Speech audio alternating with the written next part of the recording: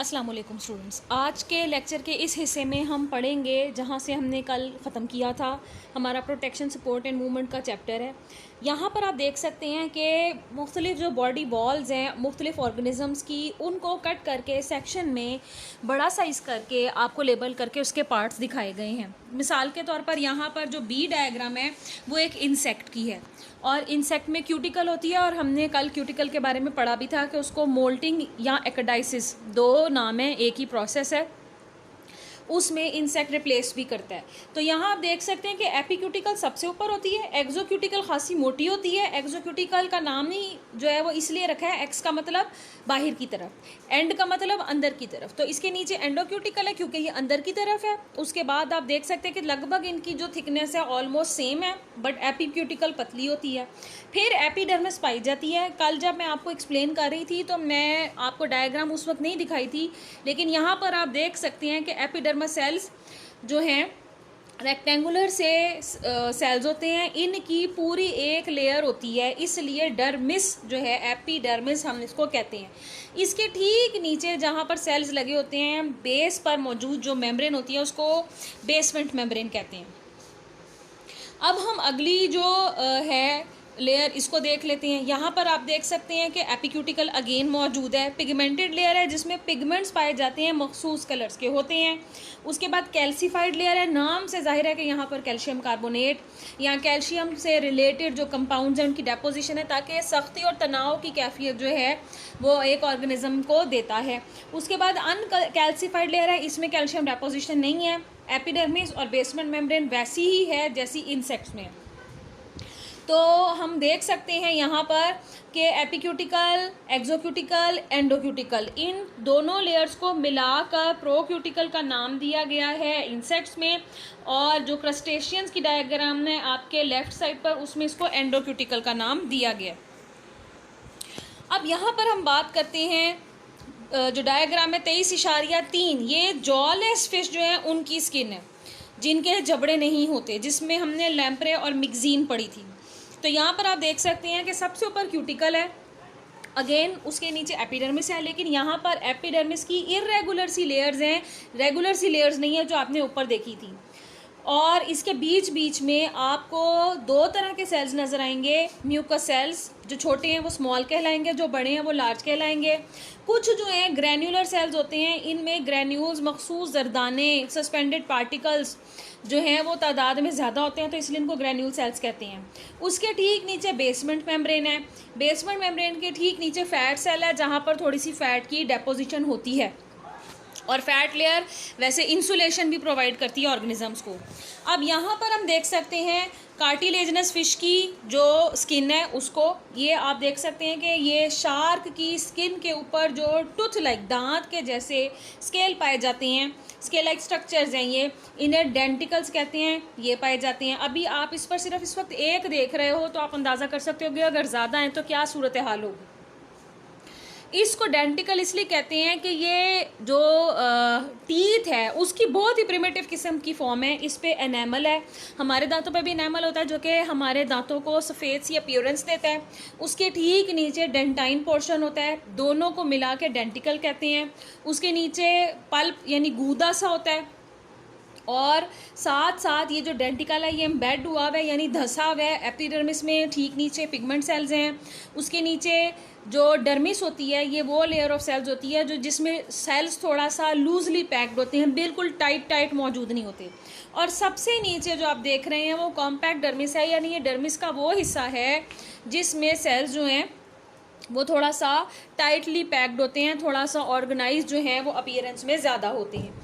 तो जब ये सवाल अगर आपको पेपर में आएगा तो आपने इन डायग्राम्स को फोकस जो है वो ज़रूर करना है। अब हम बात करते हैं एम्फीबियंस की स्किन की। ये जो स्किन की टाइप्स हम पढ़े हैं ये आपके प्रैक्टिकल कॉपी में भी इसी तरह ही बनेंगी। तो स्किन ऑफ एम्फीबियंस कैसी है, आपको पता है कि स्लिपरी, स्लाइमी और मॉइस्ट सी जो है वो ज़्यादा है ज़्यादातर एम्फीबियंस में, लेकिन कुछ में खुरदरी और रफ भी होती है, जैसे कि टोड है। तो टोड और फ्रॉग दोनों में एक फ़र्क ये भी है कि फ्रॉग की बड़ी स्लिपरी, स्लाइमी, मॉइस्ट स्किन है, नमदार है, जबकि टोड की जो है वो थोड़ी सी खुरदरी है। अब अगर हम बात करें कि इसमें एपिडर्मिस कैसे पाई जाती है तो वो स्ट्रेटिफाइड है। स्ट्रेटिफाइड का वर्ड स्ट्रेटा से निकला है जिसका मतलब है लेयर्स की फॉर्म है। उसके ठीक नीचे डर्मिस होती है, फिर म्यूकस ग्लैंड है, फिर सिरस ग्लैंड्स हैं। कुछ जो सेल्स हैं उनमें पिगमेंट्स होते हैं जो कि इसकी स्किन को कलर देते हैं। तो आप देखते हैं कि एम्फीबियंस के जो स्किन है उनकी मखसूस कलर्स हैं। Phylogenetically amphibians are transitional between aquatic and terrestrial vertebrates, क्योंकि ये एक लिंक है उन ऑर्गेनिजम्स के दरमियान जो कि खुश्की पे पाए जाते हैं और दूसरे वो ऑर्गेनिज्म जो कि पानी में पाए जाते हैं। मछलियाँ मुकम्मल तौर पर पानी में पाई जाती हैं, वो खुश्की पर नहीं रह सकती।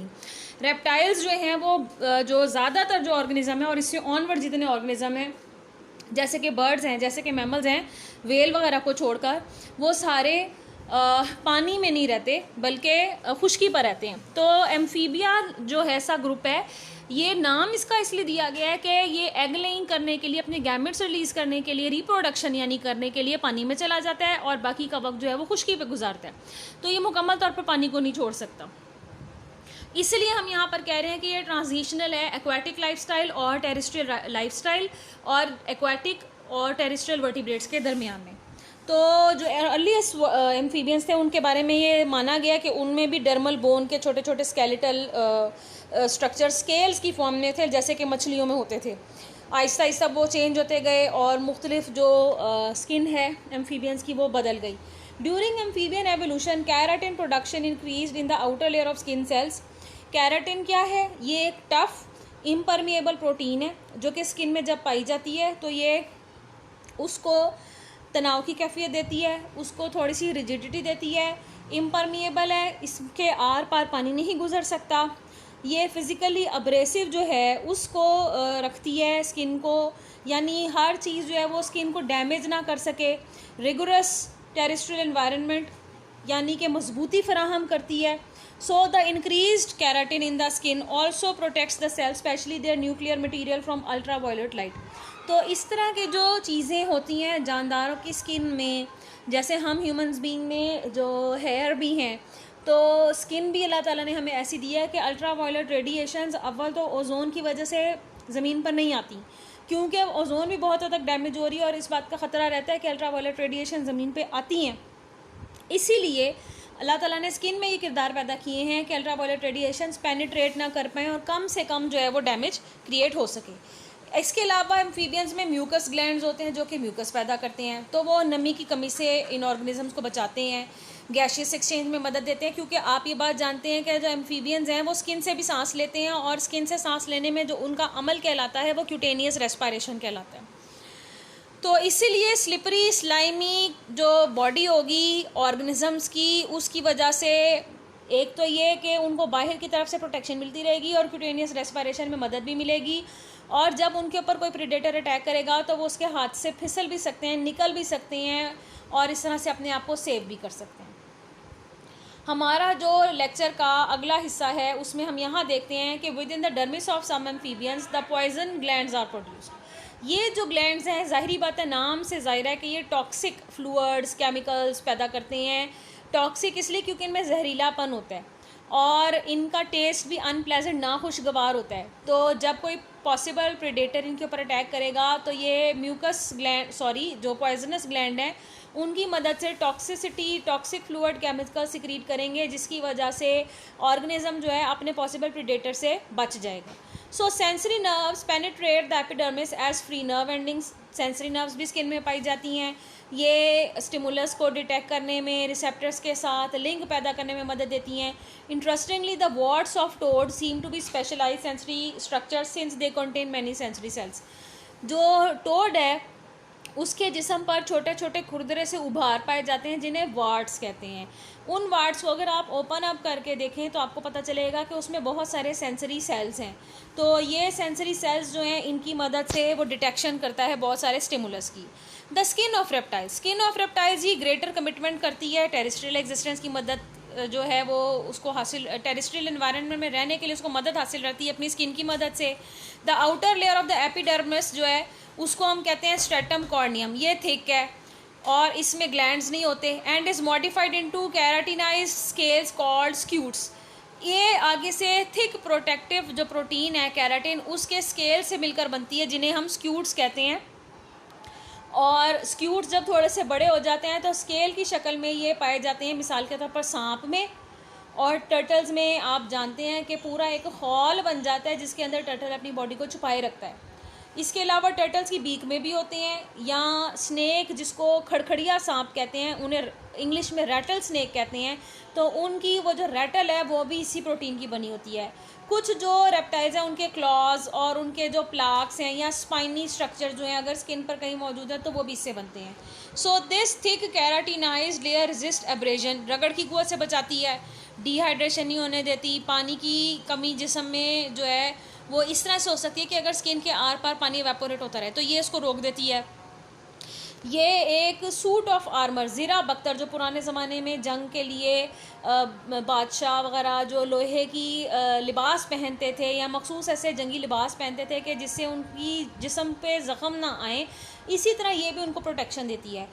ड्यूरिंग शेडिंग और moulting of the skin of many reptiles, for example snake and lizard, older outer layer separates from the newly formed epidermis. बिल्कुल सही बात है कि स्नेक भी अपनी जो स्किन है उसको उतारता है, जिसको उर्दू ज़बान में केंचली बोलते हैं, और लिजर्ड्स भी बहुत हद तक ऐसे करती हैं। पुरानी स्किन जो कि टूट फूट का शिकार हो जाती है, डैमेज हो जाती है, ख़राब हो जाती है, उसको आहिस्ता आहिस्ता करके उतार देती है, उसकी जगह नई स्किन जो है वो बनती चली जाती है।